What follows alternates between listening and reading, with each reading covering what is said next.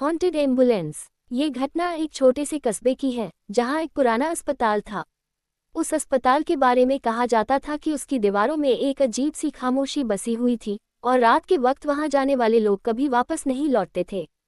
लेकिन एक दिन एक अजनबी डॉक्टर और नर्स इस अस्पताल में काम करने के लिए आए थे।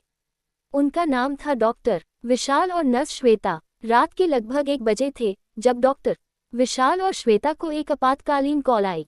एक दुर्घटना घटी थी और एक घायल मरीज को अस्पताल लाना था। दोनों तुरंत अपनी एम्बुलेंस में सवार हो गए। एम्बुलेंस की सायरन की आवाज़ गहरी रात की सन्नाटे को चीरते हुए जंगलों और सुनसान रास्तों से होती हुई निकलने लगी। जैसे ही वे गांव से बाहर जाने लगे, अचानक से वातावरण में अजीब सा बदलाव हुआ। हवाएं तेज हो गईं और घना कोहरा फैलने लगा। श्वेता ने घबराते हुए कहा, क्या तुमने सुना? कुछ आवाजें आ रही हैं, जैसे किसी के चीखने की आवाज। डॉक्टर विशाल चुप रहा, लेकिन उसका चेहरा सफेद था। उसने गाड़ी की रफ्तार बढ़ा दी, लेकिन तभी सामने से एक पुरानी एम्बुलेंस का साया दिखा। ये वही रास्ता था जो सीधे उस पुराने अस्पताल तक जाता था, और वह एम्बुलेंस बिल्कुल वैसे ही दिख रही थी जैसे उसे कई साल पहले देखा गया था। खौफनाक, टूट फूट चुकी, और उसके भीतर से एक मरी हुई लाश की गंध आ रही थी। आगे बढ़ते हुए एम्बुलेंस का इंजन अचानक से बंद हो गया। डॉक्टर विशाल ने कई बार चाबी घुमाई, लेकिन इंजन स्टार्ट नहीं हुआ। श्वेता के चेहरे पर डर था, लेकिन उसने हिम्मत जुटाकर कहा, हमें किसी तरह अस्पताल तक पहुंचना होगा। तभी एक अजीब सी घनी आवाज सुनाई दी, तुम दोनों को कभी यहाँ से जाने नहीं दूंगी।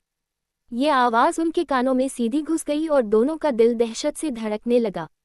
तभी एम्बुलेंस के साइड मिरर में उन्होंने देखा, एक सफेद चादर पहने हुई, खून से सनी एक महिला खड़ी थी।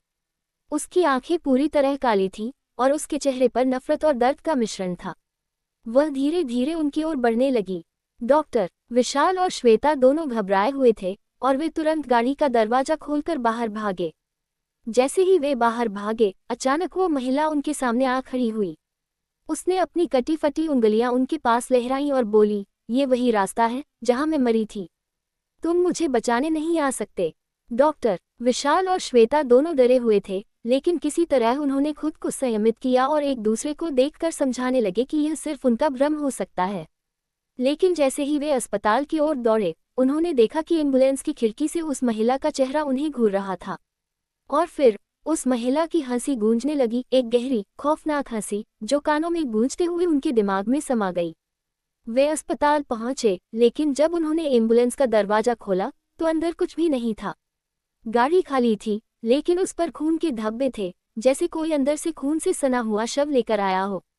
अस्पताल के स्टाफ ने भी बताया कि वे किसी महिला के बारे में नहीं जानते, लेकिन कुछ दिन पहले एक हादसे में एक महिला की जान चली गई थी जो किसी कारणवश अस्पताल के पास ही मरी थी, और उसकी आत्मा ने खौफ फैला रखा था।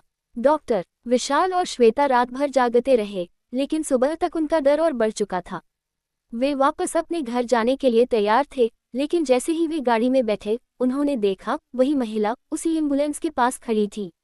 अब वह उनके सामने थी और उसकी आंखें पूरी तरह से खाली थीं। उसने एक और बार गहरे डर की हंसी के साथ कहा, तुम दोनों अब कभी नहीं जा पाओगे। अचानक अस्पताल की सारी बत्तियां बुझ गईं और चारों ओर सन्नाटा छा गया।